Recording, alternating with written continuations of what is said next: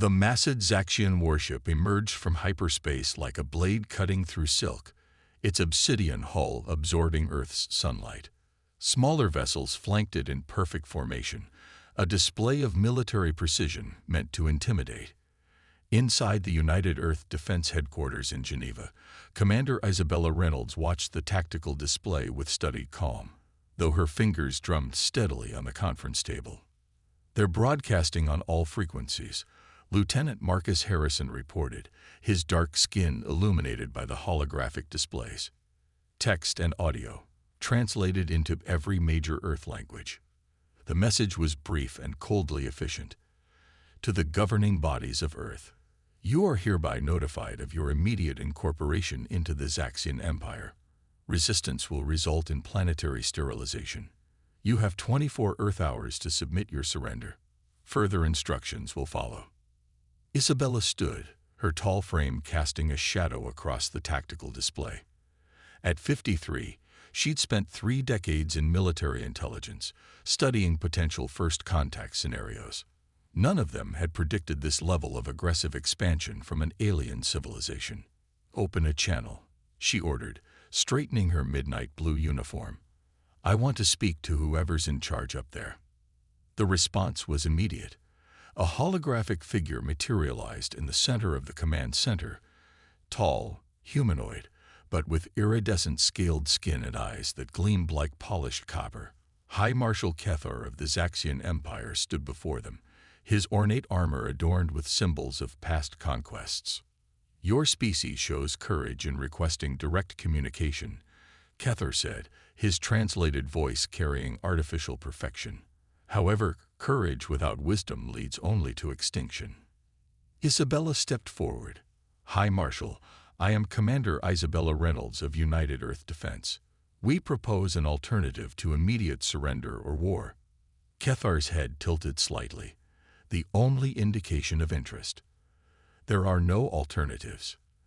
The Zaxian Empire does not negotiate with pre-spacefaring civilizations." "Then consider this an intelligence-gathering opportunity," Isabella replied. "Before you commit your forces to what could be a costly invasion, we offer you the chance to understand exactly what you're facing." Behind her, the Emergency Defense Council watched in tense silence. This was not part of any approved protocol, but they trusted Isabella's judgment. She had earned that trust through years of successful crisis management. "We invite you and a delegation of your choosing to visit our military history complex," she continued. "No weapons, no tricks, just knowledge. Surely the Empire values informed strategic decisions." A low rumble emerged from Kethar's throat, something between a laugh and a growl. "You believe your primitive military history would give us pause. We have conquered 37 worlds, Commander. Your planet would be the 38th. Then you have nothing to lose by accepting our invitation," Isabella countered. "If our history is as primitive as you believe, it will only confirm the wisdom of your invasion plans." The hologram flickered as Kethar consulted with unseen advisors.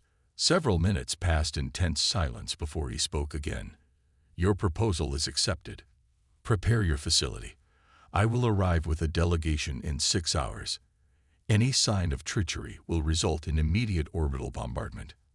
After the transmission ended, Admiral James Chen, the highest-ranking military officer present, turned to Isabella. "Commander, you're betting the fate of our species on a museum tour." Isabella's gray eyes held steady confidence. "Not a museum, Admiral. The complex houses our most advanced historical simulation technology. The Zaxians think they're coming to observe our past. They don't realize they're about to experience it." She turned to her aide. "Contact Director Patil at the complex. Tell her to prepare the full immersion suite, from the first spear thrown in anger to our latest combat systems. If the Zaxians want to know what they're facing, we'll show them exactly why humanity has survived every threat it's ever faced."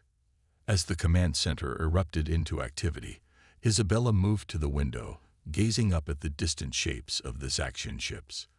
They thought Earth was just another primitive world to be added to their collection.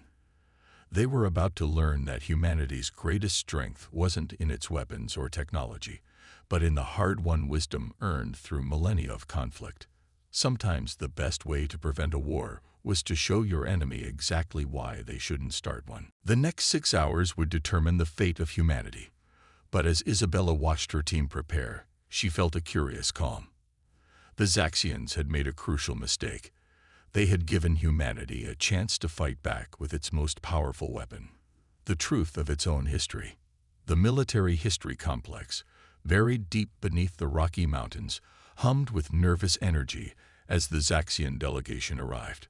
High Marshal Cathar towered over the human welcome party, his scaled skin shifting colors subtly under the artificial lighting. Behind him, 4 other Zaxian officers moved with predatory grace, their copper eyes scanning every shadow and corner.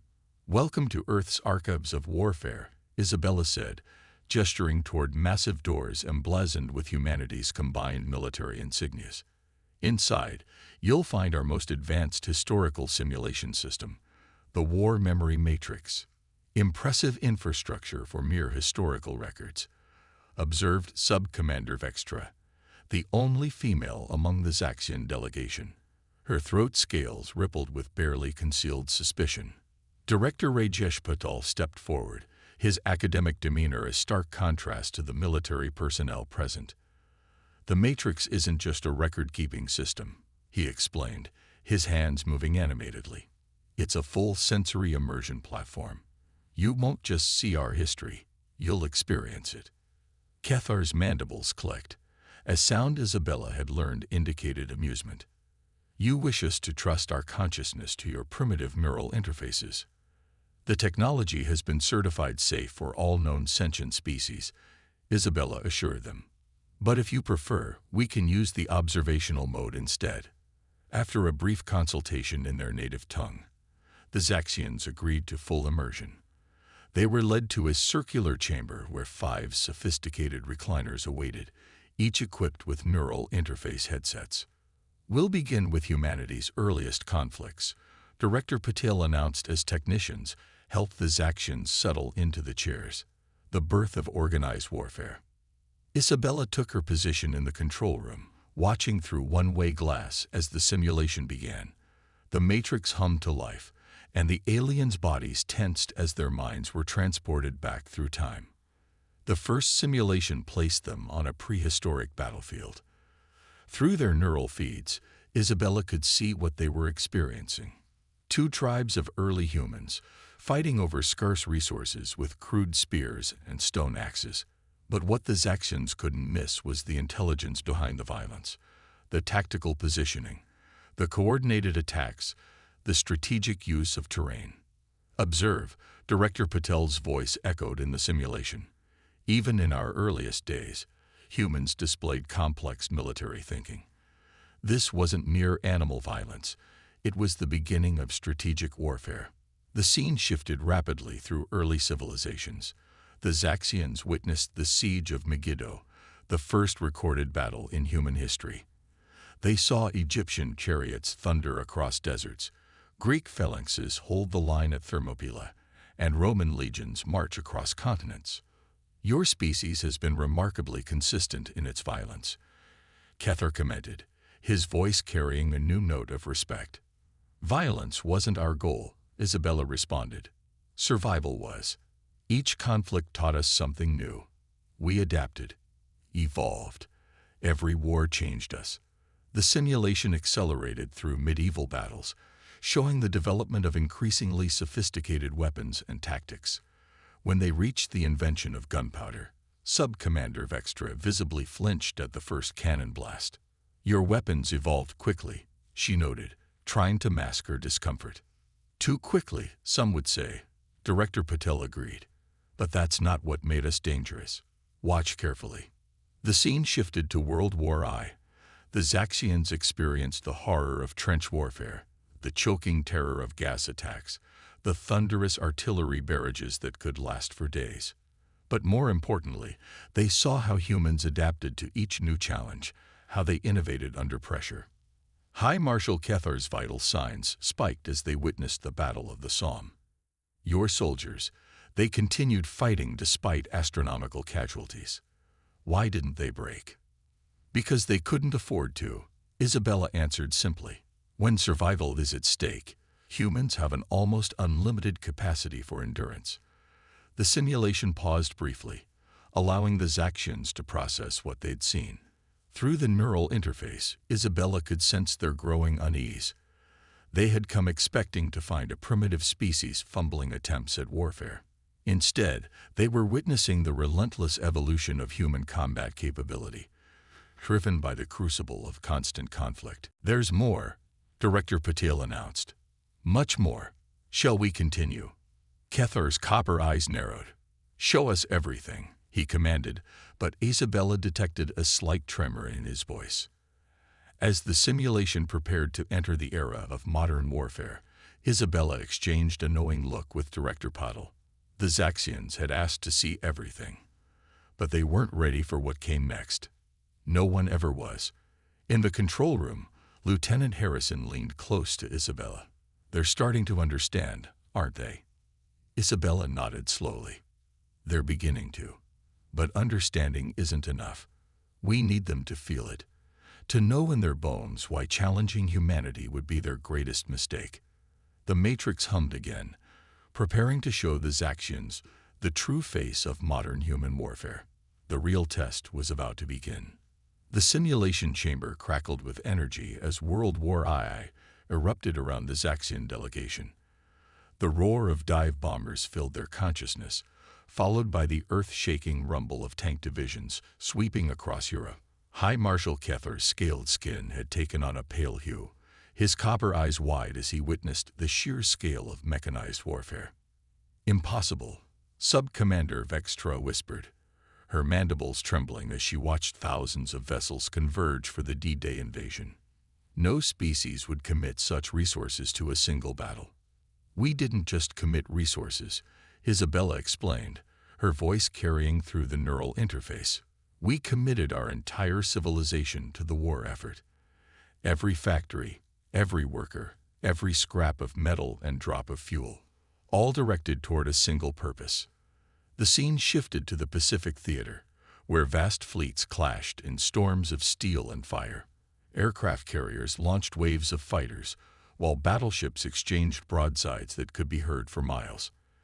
The Zaxians watched in stunned silence as kamikazes plunged into warships, demonstrating humanity's capacity for ultimate sacrifice. "Your people would deliberately destroy themselves to damage their enemy." Kethar's voice had lost its earlier confidence. "This defies logical combat doctrine." Director Patel's response was measured. "Logic has its limits, Marshal. Humanity learned that sometimes survival requires something more primal." The simulation accelerated through the Cold War era, showing the development of nuclear weapons. When the first atomic bomb detonated in the test chamber, the entire Zaxian delegation physically recoiled. Their neural readings spiked with genuine fear. "You developed weapons that could destroy your own world." Third Officer Reichtel spoke for the first time, his voice quavering. "Before you even achieved space flight." "We did," Isabella confirmed. "And then we built thousands of them, keeping our world balanced on the edge of annihilation for decades. It was called mutual assured destruction." The Matrix displayed the arsenal of nuclear powers, the massive stockpiles capable of ending civilization many times over. Submarine-launched ballistic missiles, intercontinental missiles hidden in silos, bomber fleets standing ready. Humanity's determination to maintain the capability to destroy itself proved deeply unsettling to the Zaxian observers. In the control room, Lieutenant Harrison monitored the aliens' biological readings. "Their stress levels are approaching maximum safe limits," he reported. "Should we pause the simulation?" "No," Isabella decided. "They need to see this through. Show them modern warfare." The scene shifted to recent conflicts. Smart bombs threading through windows with surgical precision. Drone swarms coordinating attacks through artificial intelligence. Cyber warfare crippling infrastructure without firing a shot. Each demonstration highlighted humanity's relentless drive to innovate new ways of waging war. Kethar suddenly demanded the simulation stop. The Matrix powered down, leaving the Zaxian delegation shaking in their recliners. The High Marshal stood on unsteady legs, his earlier arrogance completely evaporated. "Your species," he began, then had to compose himself. "Your species has spent its entire history preparing for this moment, hasn't it? Every conflict, every war. They were all preparation for defending against external threats." Isabella approached him, her expression stern but not unkind. "We never knew what form those threats might take, Marshal, so we prepared for everything. The weapons you've seen are just the beginning. Should we continue?" The Zaxian officers huddled together, conversing rapidly in their native tongue. Their agitation was obvious, scales shifting colors rapidly, mandibles clicking in agitation. Finally, Vextra turned to address Isabella. "You mean to tell us there's more?" "Much more," Director Patel confirmed. "We haven't shown you our orbital defense systems, our planetary shield generators, our antimatter weapons research. Humanity hasn't just learned to wage war, Marshal. We've turned it into an art form." Kethar's copper eyes met Isabella's gray ones. "This was never about showing us your history," he realized. "This was about showing us what would happen if we chose to fight." Isabella allowed herself a small smile. "The Zaxian Empire has conquered 37 worlds, Marshal, but how many of them had spent their entire existence preparing for exactly this moment? How many had turned their violent past into a shield against the future?"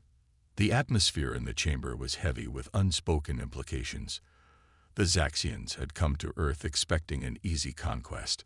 Instead, they had found a species that had been inadvertently preparing for this confrontation since the first human picked up a rock as a weapon. "We should return to our ship," Kethar announced, his voice carrying a new note of respect and fear. "We have much to discuss." As the delegation prepared to leave, Isabella caught Lieutenant Harrison's knowing smile. The gamble had paid off. But they weren't finished yet.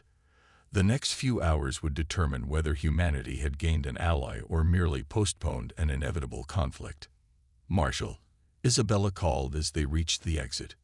"Remember, you've only seen our defensive capabilities. Would you like to know what we can do when we actually want to win a war?" The subtle tremor that ran through the Zaxian delegation suggested they didn't need to see any more to understand the message. The orbital view of Earth glowed on the main screen of the Zaxian flagship's command center. High Marshal Kethar stood motionless, his copper eyes fixed on the swirling clouds and blue oceans below. The past 12 hours had shaken his conviction more than 3 decades of military service ever had. "The Council of Admirals demands our report," Sub-Commander Vextra announced, her scales shifting nervously. "They expect news of Earth's submission, not complications." "Complications." Kethar's laugh was hollow. "What we witnessed goes far beyond complications, Vextra. We're dealing with a species that turned their own self-destructive tendencies into a survival advantage." The ship's quantum communicator chimed, announcing an incoming transmission from Earth. The holographic form of Commander Isabella Reynolds materialized on the bridge, her presence somehow filling the alien space. "Marshal Kethar," she began, "our Global Council has authorized me to share one final demonstration, something we've never shown to any outside species." Third Officer Reichtel moved to protest, but Kethar silenced him with a gesture. "Proceed, Commander." "We're transmitting coordinates now," Isabella continued. "A location in what we call the Movav Desert. Come alone, Marshal. What you're about to see is for your eyes only." Hours later, Kethar's personal shuttle descended through Earth's atmosphere. The desert stretched endlessly below, a vast expanse of sand and rock. Isabella waited beside a nondescript bunker entrance, accompanied only by Director Patel. "Welcome to Project Oracle," Isabella said as they entered the facility. "Our answer to the question, what if humanity had to fight an interstellar war?" The bunker's interior opened into a massive command center, its walls covered with displays showing star systems, ship designs, and weapon schematics. But what caught Kethar's attention was the central hologram, a detailed simulation of the Zaxian Empire's territory. "How?" he began, mandibles clicking in shock. "We've known about the Empire for decades. Director Pidal explained. Your conquest of the Centauri colonies wasn't as subtle as you thought. We've been watching, learning, preparing.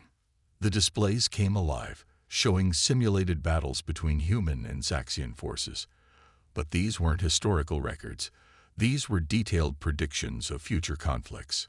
Earth ships, designed specifically to counter Zaxian technology. Tactics developed to exploit weaknesses in Imperial formation patterns. Weapon systems engineered to penetrate Zaxian shields. Impossible, Cathar whispered. These battle plans, they account for strategic decisions we haven't even made yet. Project Oracle combines advanced AI prediction algorithms with everything we've learned from 12,000 years of warfare, Isabella explained. We don't just prepare for the battles we expect. We prepare for every possible battle. The simulation showed waves of Earth ships emerging from hidden shipyards throughout the solar system. Stealth platforms decloaking in strategic positions. Weapon systems that could turn entire planets into artificial stars. You already have these capabilities, Cathar asked, his voice barely audible. Some, Isabella admitted. Others are ready for immediate production. We hoped we'd never need them. But make no mistake, Marshal. If the Empire forces this war, we won't fight to defend. We'll fight to win. Director Patel stepped forward, his usual academic demeanor replaced by something harder. Our history taught us that sometimes the best way to prevent a war is to demonstrate that the cost of victory would destroy both sides. Cathar stood in silence, absorbing the implications. His empire had conquered through overwhelming force and the assumption of technological superiority. But here was a species that had turned paranoia into an art form, that had spent its entire existence preparing for threats it hadn't even met yet. The Council of Admirals will never believe this, he finally said. They don't need to believe it, Isabella replied. They only need to doubt enough to reconsider their invasion plans. After all, Marshal, can your empire afford to risk being wrong? The displays showed one final simulation, the complete collapse of the Zaxian Empire's military infrastructure under a sustained Earth offensive. The accuracy of the predicted weak points made Cathar's scales pale. You understand now, Isabella said softly, why we showed you our history first. It wasn't just about our capacity for violence. It was about our capacity for preparation, for adaptation, for survival at any cost. Cathar turned to face her, his copper eyes reflecting the glow of the tactical displays. I understand why you revealed this to me personally, Commander. The Empire must never know how close we came to making a catastrophic mistake. Then we understand each other, Isabella nodded. The question is, Marshal, what happens next? The weight of 12,000 years of human military evolution seemed to press down. Isabella took the tablet, scanning the proposed scenarios. What had started as a demonstration of humanity's capacity for violence had evolved into something more valuable. A partnership built on mutual respect and understanding. There's something else, Cathar said, his tone growing serious. The Council wants to establish a permanent exchange program. Zaxian officers to study Earth's military history, and human observers to join our fleet operations. Sharing knowledge goes both ways, Isabella nodded. We've spent millennia preparing for threats from the stars. Perhaps it's time we learned how to be peacekeepers among them as well. Director Patel joined them, his eyes bright with excitement. Marshal, Commander, the Joint Research Team has made a breakthrough. We found a way to combine Zaxian shield technology with Earth's predictive combat systems. The defensive applications are remarkable. And the offensive capabilities? Cathar asked, mandibles clicking. Best left as a deterrent, Isabella answered firmly. Some weapons serve their purpose better by existing than by being used. The three of them stood in comfortable silence, watching Earth's continents scroll past below. Somewhere down there, in the depths of the military history complex, the war memory matrix continued its work, not just preserving humanity's past, but helping forge a new future. You know, Cathar mused, when we first arrived, we thought we were superior because we had conquered 37 worlds. Now I understand. Earth conquered something far more impressive. You conquered your own nature, turned it into a shield, and then offered to share that shield with others. Isabella touched the window, her fingers tracing the outline of continents that had seen so much bloodshed throughout history. That's the final lesson our history taught us, Marshall. The strongest civilizations aren't those that can win any war. They're the ones that can prevent wars while remaining ready for them. As the space station continued its orbit, the combined fleet began their first joint maneuvers. Human ingenuity and Zaxian technology working in harmony, creating something new. They had started as potential enemies, brought together by humanity's unique approach to preparing for war. They would continue as allies, united by the shared hope that such preparations would never be needed. The galaxy was vast and full of unknown threats. But now, when they came, they would find not just humanity's carefully honed warrior spirit waiting for them, but the combined strength of two civilizations that had learned the greatest lesson of all. Sometimes the best victory is the war that never needs to be fought.